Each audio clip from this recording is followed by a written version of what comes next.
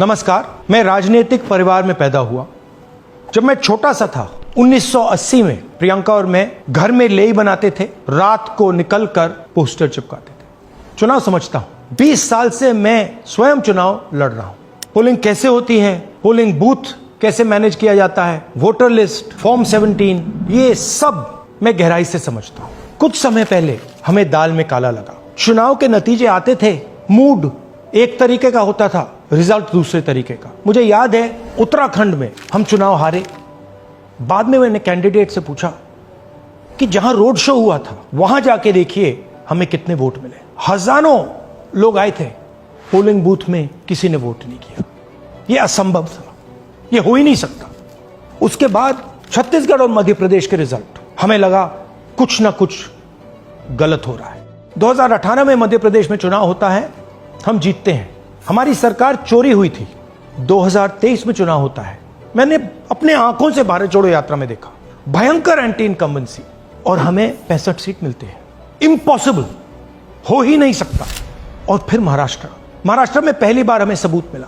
विधानसभा और लोकसभा के बीच में जादू से नए वोटर आते हैं, और जहां भी इन नए वोटर्स ने वोट किया वहां वोट बीजेपी को गया। महाराष्ट्र चुनाव के बाद जब हमें डाउट हुआ, हमारे गठबंधन के सारे नेताओं ने प्रेस कॉन्फ्रेंस किए और हमने इलेक्शन कमीशन से कहा कि आप हमें वोटर लिस्ट दीजिए, वीडियो रिकॉर्डिंग दीजिए। इलेक्शन कमीशन ने मना किया। ना उन्होंने हमें वोटर लिस्ट दी और ना उन्होंने वीडियो रिकॉर्डिंग दी।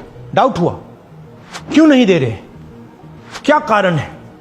तो हमारे दिमाग में सवाल उठा, क्या इलेक्शन कमीशन बीजेपी की मदद कर रहा है? क्या इलेक्शन कमीशन ही इलेक्शन को चोरी करवा रहा है? इसके बाद हमने एक टीम सेटअप की और हमने उन्हें कहा कि आप जाइए, एक कंस्टिट्यूएंसी में जाके ढूंढिए, सच्चाई ढूंढिए, किस प्रकार से चीटिंग की जा रही है, किस प्रकार से यह काम किया जा रहा है और कौन कौन इस काम को कर रहे हैं। सबसे महत्वपूर्ण बात यह है कि इलेक्शन कमीशन डिजिटल डेटा नहीं देता है, फिजिकल डेटा देता है। मतलब लाखों कागज में वोटर लिस्ट दे देगा, मगर डिजिटल वोटर लिस्ट किसी को कभी नहीं देता। क्यों नहीं देता? कारण क्या है? कारण है कि अगर डिजिटल डेटा मिल जाए तो इलेक्शन कमीशन की सच्चाई पूरे देश को पता लग जाए। हमने टीम को बताया, मैंडेट दी कि आप जाके चेक कीजिए, आप 5-7 सीटों पे पता लगाइए कि चीटिंग हुई, और अगर हुई तो कैसे हुई। टीम ने हमें एक दिन बताया कि 5-7 सीटों पे काम किया ही नहीं जा सकता। क्यों? मैंने उनसे पूछा क्यों नहीं किया जा सकता। उन्होंने मुझे ये कागज दिखाए। ये जो कागज हैं, ये एक लोकसभा के कागज नहीं है, ये एक विधानसभा के कागज है, और इन कागजों को हमने मैन्युअली सॉर्ट करना पड़ा। और पूरा का पूरा काम जो हुआ है, इसमें 6 महीने लगे हैं, और एक असेंबली सीट में हम ये काम कर पाए हैं। क्यों? क्योंकि डिजिटल डेटा नहीं दिया जाता। अगर इलेक्शन कमीशन ने हमें डिजिटल डेटा दिया होता तो हम ये कार्रवाई पूरे देश में, हर लोकसभा में, हर विधानसभा में 15 मिनट में करके दिखा देते। हमारे पास अनलिमिटेड रिसोर्सेज नहीं है, इसलिए हमने ये रिसर्च सिर्फ एक लोकसभा में, एक विधानसभा सीट में की। मगर मुझ में अब पूरा भरोसा है कि ऐसी 100 से ज्यादा सीटें हैं हिंदुस्तान में। जो यहां हुआ है उन सीटों में भी हुआ है। और याद रखिए, अगर बीजेपी को 10-15 सीटें कम आती तो आज नरेंद्र मोदी प्रधानमंत्री नहीं होते, इंडिया गठबंधन की सरकार होती। जांच ने 5 तरीके की चोरी पकड़ी है। डुप्लीकेट वोटर, जिसका मतलब एक वोटर के नाम वोटर लिस्ट में अनेक जगह आ रहे हैं। फेक एड्रेस, मतलब एड्रेस है ही नहीं, या फिर house number 0। Bulk voter in single address, मतलब एक छोटे से घर में 40, 50, 60 लोग रह रहे हैं। इनवैलिड फोटोज, छोटी सी फोटो है या फिर फोटो ही नहीं है, और वो जो छोटी फोटो है वो दिखती भी नहीं है। कौन है, किसका चेहरा है, नहीं पता लग सकता।